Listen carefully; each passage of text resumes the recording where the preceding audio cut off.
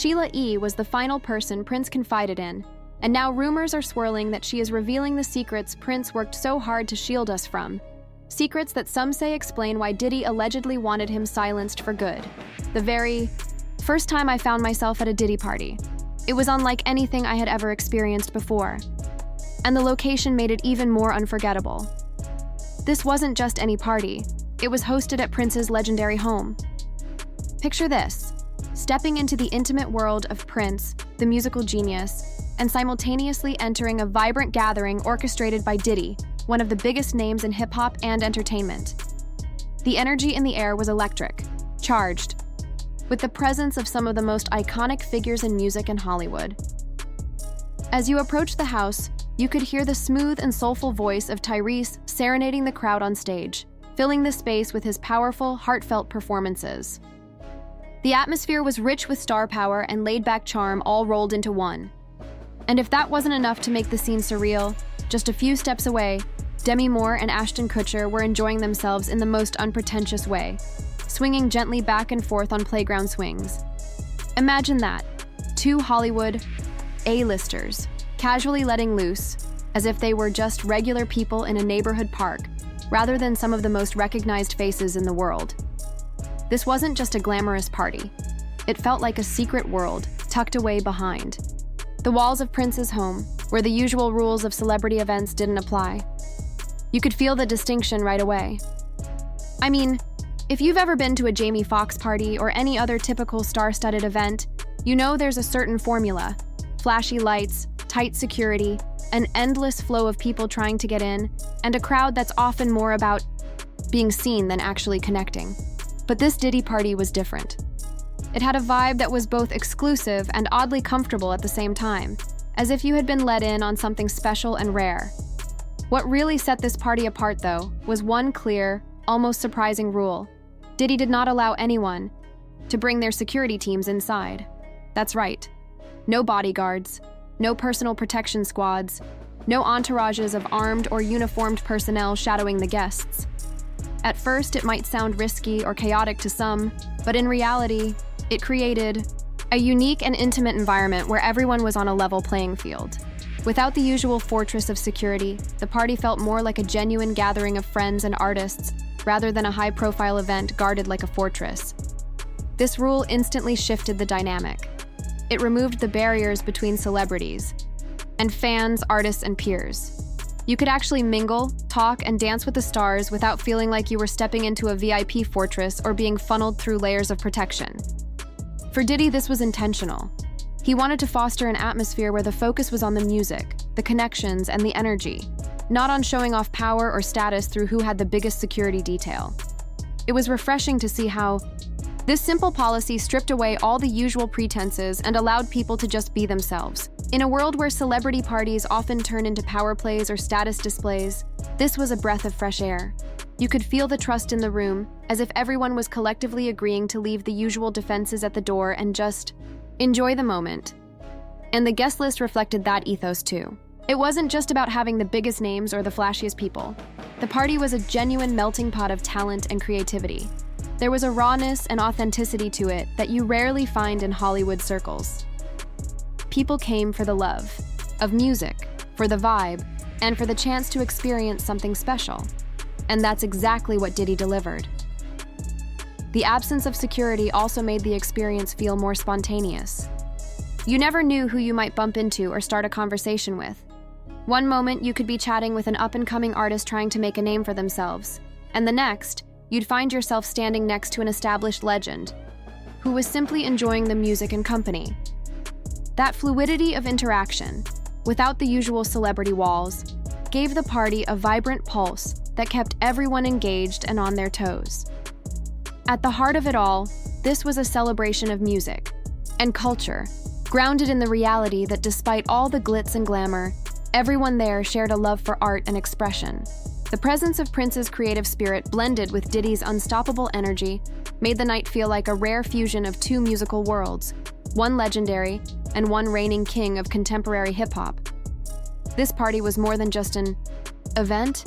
It was a statement. It told a story about the power of connection beyond celebrity, about breaking down barriers, and about creating spaces where artists and fans could genuinely come together without distractions or divisions. Diddy's decision to ban security wasn't just a party rule, it was a philosophy. It challenged the norms of what a celebrity party could be and proved that sometimes, removing the usual protections and facades leads to the most authentic and memorable experiences. So if you ever get the chance to attend a Diddy party, especially one at Prince's iconic home, be ready for an unforgettable night. Expect the unexpected, from soulful performances by artists like Tyrese to unexpected moments like Hollywood stars swinging carefree on playground swings. And remember, there's no security entourage here, just pure, unfiltered energy where everyone is invited to truly be a part of the celebration. Here's the deal. Many fans believe Prince was on the brink of revealing a much darker reality, something beyond just battles over music rights. They think he was ready to expose the entertainment industry's deep-rooted culture of exploitation, manipulation, and even secret rituals. And once again, Diddy's name is being quietly linked to these very whispers. Is it just a coincidence? Maybe. But now Sheila E, who has kept quiet for years, is reportedly breaking her silence, and what she's saying sends chills down the spine. Sources claim she's revealing that Prince was trying to protect the world from a heavy truth, a burden so profound that most of us weren't prepared to grasp it.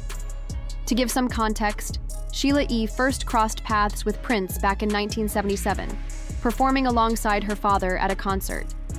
Fast forward to early 1984, she signed with Warner Brothers Records and began working on her debut solo album, The Glamorous Life, with Prince co-writing and playing on the title track.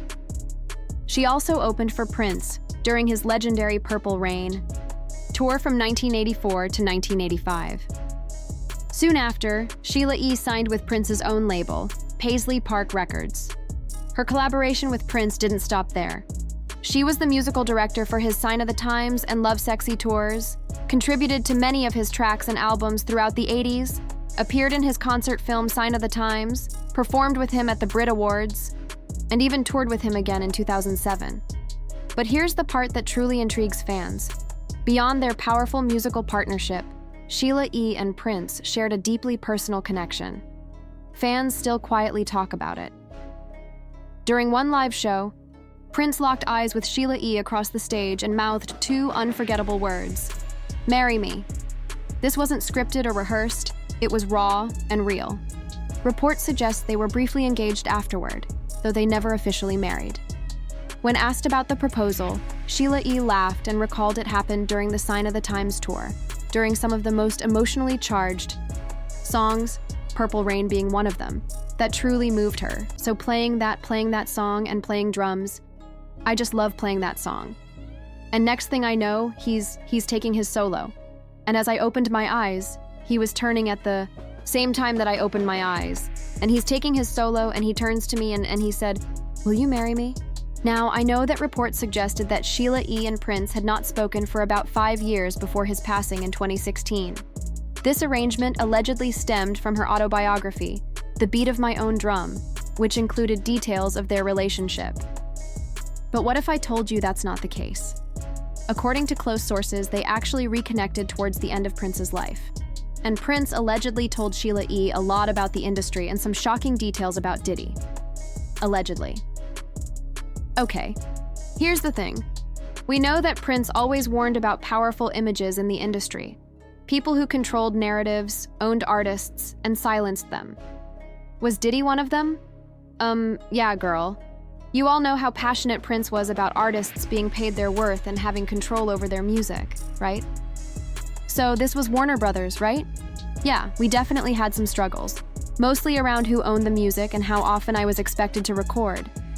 I really had to dig deep to figure out what mattered more to me, chasing fame or protecting my spiritual well-being.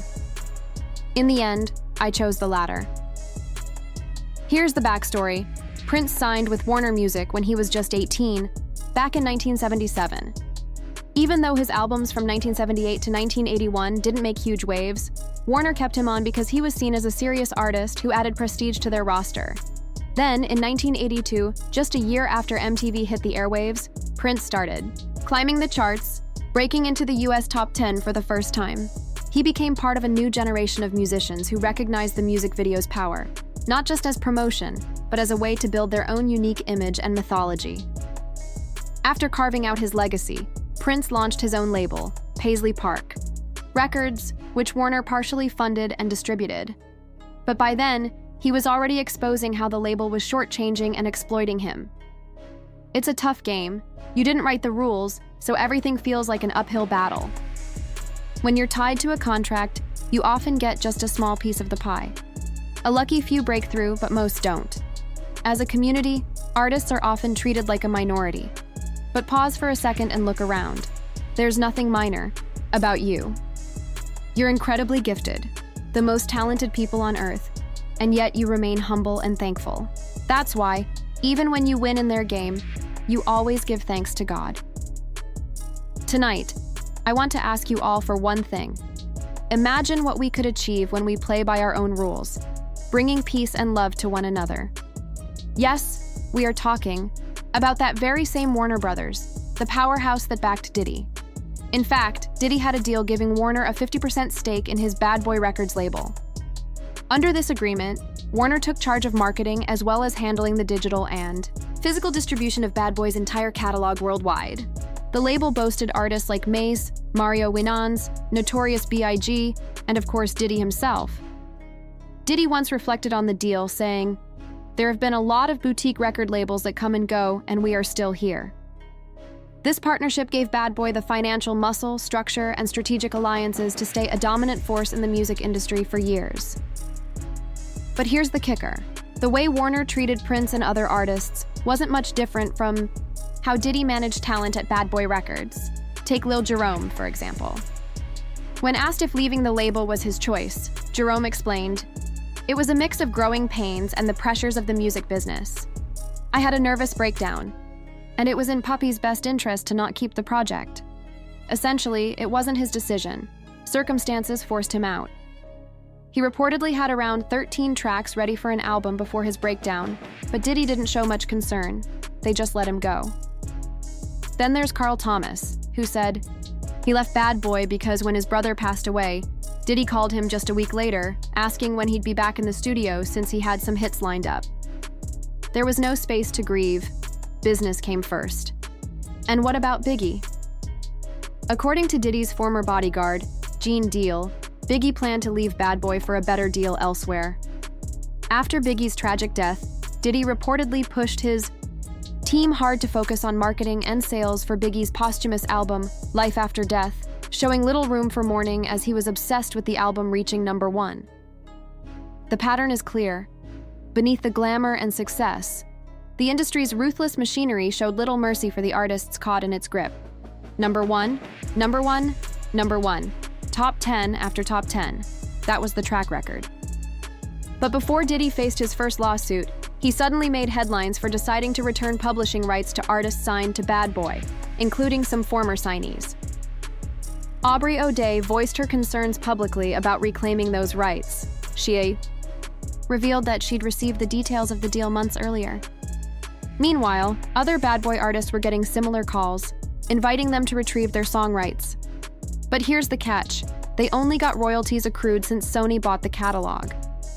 For streaming over the last few years, that meant payouts of roughly $800, $900, or sometimes just a few $100s, and to collect that money, they had to sign agreements releasing Diddy from any claims or wrongdoing prior to the release date. Plus, they had to sign strict NDAs promising never to publicly criticize Puff, Bad Boy, Janice Combs, Justin Combs, EMI, or Sony. In reality, Diddy's move to give back publishing rights was less about generosity and more about control, manipulation, and silencing his artists. Prince, it said, had been watching these dynamics unfold long before the public noticed. If he shared even a fraction of what he knew with Sheila E, it explains why she's only now breaking her silence. The truth Prince died with may finally be catching up to those he warned about. According to sources, Sheila E says Prince saw the music industry's dark underbelly early on, how artists were exploited, creative ownership stolen, and the system chewed people up and spat them out. He called it modern-day slavery and didn't hesitate to call out labels for stealing legacies. He wanted to name names. Even so, Sheila E. has remained respectful and graceful when speaking about Prince in recent years, carefully guarding the legacy of the man who tried to expose the shadows behind the music's bright lights. But now, nearly 10 years after Prince's passing, Sheila E. is reportedly starting to share pieces of what he carried inside, things he rarely spoke about publicly. Sources close to her say that Prince confided in her not only about his personal battles, but about what he believed was looming over the entire music industry. He was fighting for more than just control over his own music masters. He wanted to expose the entire system, a machine that, according to him, manipulated artists' lives and futures on a grand scale. Prince warned that some of the biggest names in the industry were acting like gods, controlling artists in ways that went far beyond business. With Diddy's recent legal troubles casting new shadows over the music world, many are starting to see the pieces come together, connecting Prince's warnings to the current turmoil. What's even more chilling is that Prince apparently sensed his end was near, just days before he died. He posted a photo with a now-deleted message that read, "Just when you thought you were safe." At a party at Paisley Park shortly after his reported treatment and only days before he passed, he told people, "Wait a few days before you waste any prayers." Then, at 57, Prince was found unresponsive at his Minnesota estate. Health officials ruled his death an accidental fentanyl overdose, caused by taking counterfeit Vicodin laced with a powerful synthetic opioid. But Sheila E. has expressed doubts about that explanation. When asked if she'd ever seen signs of drug use from Prince that could have led to this, she said, "No, not at all." Reports also say his recent treatment was for some kind of overdose, prescription, or illicit. But for those close to him, it just did not add up. So the question remains, was Prince's death simply a heartbreaking loss of an extraordinary artist? Or is there something far more sinister beneath the surface? Is Sheila E. finally